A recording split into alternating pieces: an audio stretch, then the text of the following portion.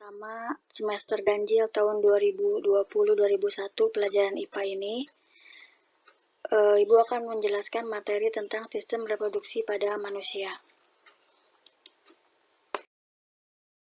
Di bab 1 ini kalian akan mempelajari yaitu bab tentang sistem reproduksi manusia. Yang pertama adalah tentang pembelahan sel.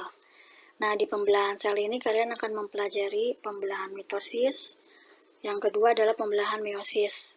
Kemudian, bahasan yang kedua di sistem reproduksi manusia bab 1, kalian akan mempelajari struktur dan fungsi sistem reproduksi pada manusia. Yaitu, yang kalian pelajari organ reproduksi pria, spermatogenesis, organ reproduksi wanita, kemudian oogenesis. Selanjutnya adalah kalian juga mempelajari siklus menstruasi, dan yang terakhir kalian mempelajari fertilisasi dan kehamilan. Selanjutnya di bahasan yang ketiga, kalian akan mempelajari penyakit pada sistem reproduksi manusia dan upaya pencegahannya. Nah, di sini yang akan kalian pelajari adalah penyakit pada sistem reproduksi manusia, dan yang kedua adalah upaya pencegahan penyakitnya. Pernahkah kalian berpikir tubuh kalian itu disusun oleh apa saja? Nah, kita lihat di sini bahwa tubuh manusia itu disusun oleh beberapa sistem organ. Ada sistem organ pencernaan, pernapasan, kemudian peredaran darah, kemudian reproduksi, dan lain-lainnya. Nah, sistem organ ini nanti akan dibentuk oleh beberapa organ. Misalnya sistem pencernaan dibentuk oleh lambung, oleh mulut, kerongkongan, oleh hati, oleh usus, oleh anus, dan lain-lain. Kemudian organ ini akan dibentuk oleh beberapa jaringan. Misalnya organ lambung dibentuk oleh jaringan epitel, jaringan darah, jaringan otot, jaringan lemak, jaringan ikat, dan selanjutnya jaringan-jaringan ini itu dibentuk oleh kumpulan-kumpulan sel. Misalnya jaringan epitel dibentuk oleh sel epitel, jaringan darah dibentuk oleh sel darah, jaringan otot dibentuk oleh sel otot, jaringan lemak oleh sel lemak, dan jaringan ikat dibentuk oleh sel ikat. Jadi, tubuh manusia ini yang paling kecil disusun oleh sel. Ya, paham? Selanjutnya, nah, mengapa dari satu sel bisa membentuk manusia? Satu sel yang kecil sekali yang tidak bisa dilihat oleh mata tapi bisa membentuk manusia. Nah, satu sel tersebut bisa membelah hingga jumlahnya dapat mencapai 200 triliun pada saat dewasa. Nah, sehingga karena hal tersebut maka satu sel tersebut bisa membentuk manusia. Nah, jadi karena membelah inilah maka bahasan pertama yang akan dibahas pada pertemuan pertama ini adalah tentang pembelahan sel, ya. Tujuan pembelajaran dari pembelahan sel ini adalah yang pertama, kalian dapat memahami alasan mengapa sel itu membelah. Yang kedua, kalian dapat menjelaskan tahapan pembelahan mitosis. Lalu yang ketiga, kalian bisa memahami tahapan pembelahan meiosis. Dan yang keempat, kalian bisa menjelaskan perbedaan antara mitosis dan meiosis, ya. Nah, berikutnya, untuk apa sih sel itu membelah? Apa alasannya sel membelah? Yang pertama, sel itu membelah untuk pertumbuhan. Nah, ini pertumbuhan itu bisa bertambah tinggi atau bertambah besar badannya, ya. Kalian dari bayi ukuran tingginya segini, kemudian tambah tinggi lagi, hingga dewasa tambah tinggi. Nah, ini adalah hasil dari sel membelah, ya. Yang kedua, alasannya sel membelah itu adalah untuk perbaikan, ya. Ketika kalian naik sepeda, kemudian kalian jatuh, perut kalian luka, nah ini artinya sel-selnya rusak. Nah, untuk memperbaiki yang rusak ini, maka sel-sel akan melakukan pembelahan sehingga nanti lukanya sembuh, ya. Lukanya sembuh dan lukanya tidak akan tampak lagi. Dan yang ketiga adalah alasan sel membelah adalah untuk reproduksi. Nah, ya, untuk reproduksi atau menghasilkan keturunan ini nanti sel-sel yang berperan dalam pembelahan adalah sel kelamin. Dari ayah sel kelamin jantan dan dari ibu sel kelamin betina. Nanti ya, sel tersebut akan bergabung sehingga akan dihasilkanlah keturunan. Jadi kesimpulannya, mengapa alasan sel itu membelah adalah yang pertama untuk pertumbuhan, untuk perbaikan sel, dan untuk reproduksi. Berikutnya adalah macam-macam pembelahan sel. Yang pertama adalah pembelahan mitosis. Cirinya yaitu bahwa sel yang dihasilkan nanti dari hasil pembelahan itu akan memiliki karakter atau sifat yang sama dengan sel induknya. Kenapa sama? Karena nanti jumlah kromosom yang dihasilkan antara sel induk itu akan sama dengan jumlah kromosom sel anaknya. Nah, tahapan pembelahan mitosis ya. Sebelum membelah nanti ada yang disebut dengan tahapan interfase ya. Ini selnya mempersiapkan diri untuk mulai membelah. Tahapan yang pertama adalah profase. Nah, ini gambarnya, nanti penjelasan dari gambar akan dilihat dari video animasi setelah ini. Kemudian metafase ya. Kemudian ini kromosomnya ya sudah ada di bidang ekuator, lalu anafase ya, ini kromatidnya menuju ke kutub-kutubnya. Kemudian telofase, nah ini sudah mulai akan membelah, dan yang terakhir adalah sitokinesis ya, nanti di sitoplasmanya yang ada di sel ini dia akan terjadi pembelahan sehingga terbentuklah nanti dua sel anakan. Nah, bagaimana video animasinya? Silakan kalian amati video animasi mitosis ini ya. Jadi mitosis ini ada 4 fase: profase, metafase, anafase, dan telofase. Silakan diamati. During prophase, the chromosomes condense and become visible, appearing as two sister chromatids held together at the centromere. Jadi nanti ketika profase ya, pada tahap profase ini nanti kromosomnya sudah mulai nampak, terlihat, dia akan memendek, memadat ya. Kemudian nanti kromosom ini akan disatukan oleh yang disebut dengan sentromer ya. Dan nah, ini namanya adalah kromatid. Ini namanya adalah kromatid ya. Jadi nanti kromosom ini nampak seperti dua buah kromatid. The cytoskeleton disassembles as the spindle begins to form. In animal cells, centrioles play an important role in the distribution of the chromosomes in the dividing cell. The Nah, di sel hewan ini yang berperan dalam pembelahan adalah ini sentriol ya. Nanti sentriol ini akan bergerak ke kutub ya, sambil membentuk benang-benang spindle. Centrioles migrate to opposite poles, establishing a bridge of microtubules called the spindle apparatus, and the nuclear envelope breaks down. Towards the end of prophase, chromosomes attach by proteins in their centromeres called kinetochores to Nah, jadi nanti di akhir profase ini kromosomnya akan menempel pada mikrotubulus yang nanti akan ditempel oleh protein, namanya adalah protein kinetochore. Tubules from each pole, moving the chromosomes toward the equator of the cell.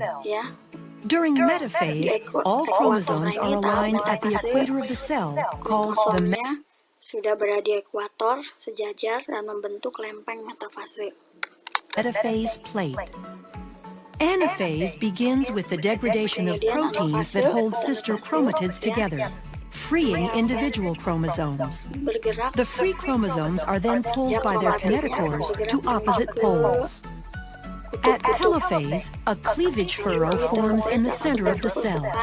This indentation is made from a constricting belt of actin filaments surrounding the inside of the cell's circumference.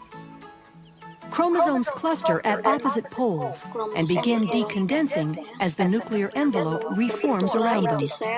The spindle apparatus disassembles as the microtubules are broken down into tubulin monomers that can be used to form the cytoskeleton of the daughter cells. In animal cells, cytokinesis completes cell division by extending the cleavage furrow to completely separate the newly formed daughter cells. Since plant cell walls cannot be constricted by actin fibers, vesicles form an expanding membrane partition called the cell plate. Like animal cells, plant cells use cytokinesis to finish the division of the contents of the cytoplasm between the two identical daughter cells. selanjutnya kita ke pembelahan meiosis. Nah, kita lihat ciri pembelahan meiosis nanti akan menghasilkan 4 sel anakan yang masing-masing sel anakan hanya memiliki separuh dari jumlah kromosom sel induknya. Nah, tahapannya kita lihat di sini. Tahapan meiosis itu ada 2, ada meiosis 1 dan ada meiosis 2. Nah, bagaimana meiosis 1 kita lihat. Tahapannya yang pertama adalah profase 1. Yang berikutnya adalah metafase 1. Nah, ini gambar profase 1, ini metafase 1. Penjelasannya nanti kalian akan menyimak videonya. Kemudian anafase 1. Tahapan berikutnya yang terakhir adalah telofase 1. Nah, dari meiosis 1 nanti akan menghasilkan 2 sel anakan. Kemudian meiosis 2, kita lihat yang pertama adalah profase 2, ya. Kemudian berikutnya adalah metafase 2. Kemudian yang berikutnya adalah tahapan anafase 2. Kemudian yang terakhir adalah telofase 2. Nah, dari telofase 2 ini, ya, pada pembelahan meiosis 2 akan menghasilkan 4 sel anakan. Nah, kita lihat sekarang bagaimana video animasi pembelahan sel tadi. Tahapan pembelahan meiosis ada meiosis 1 dan meiosis 2. Profase 1, nah ini benang kromatin, menebal dan memendek. Ini kromosom mulai terlihat. Lalu ini tadi benang spindle-nya dan mulai bergerak menuju kutub, ya. Nah, ini kemudian kromosom menduplikasi, menduplikat. Nah, ini benang spindle-nya sudah mulai terbentuk. Kemudian kromosom ini akan menjauh satu sama lain, tetapi tetap masih dihubungi oleh kiasma ini. Ya, jadi jauhnya, bergeraknya tidak akan lepas dari kiasma ini. Selanjutnya, nah, pada saat tersebut nanti akan terjadi crossing over, ya, yaitu terjadi pertukaran materi genetik. Misalnya ini dari kromosom yang kuning ke kromosom yang hijau.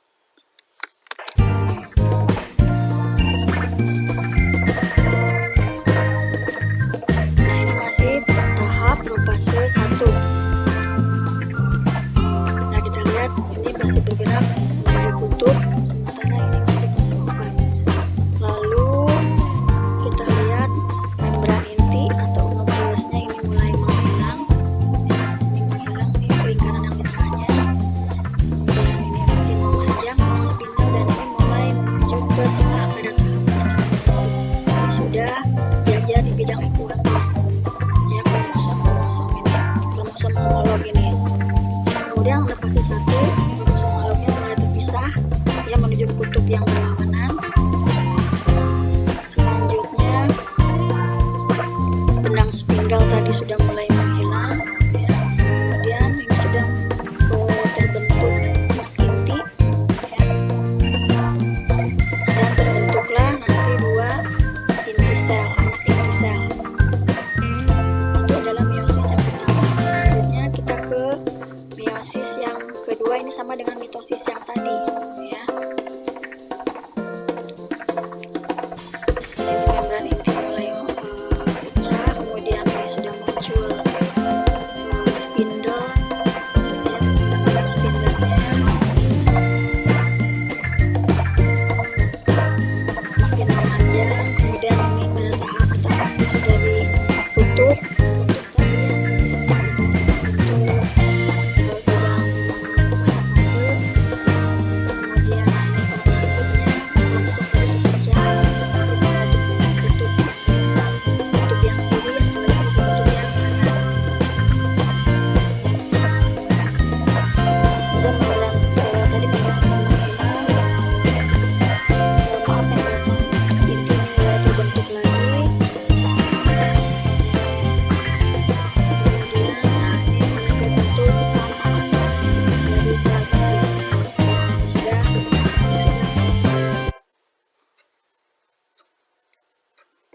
Ya, jadi pada akhir meiosis 2 ini sudah terbentuk 4 sel anakan.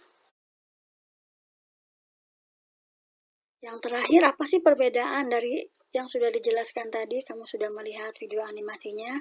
Apa sih perbedaan antara mitosis dan meiosis? Kita lihat yang pertama, mitosis terjadi pada sel tubuh, kalau meiosis terjadi pada sel kelamin. Yang berikutnya, pembelahannya hanya satu tahap pada mitosis, ya. Kita lihat tadi, masih ingat kalian?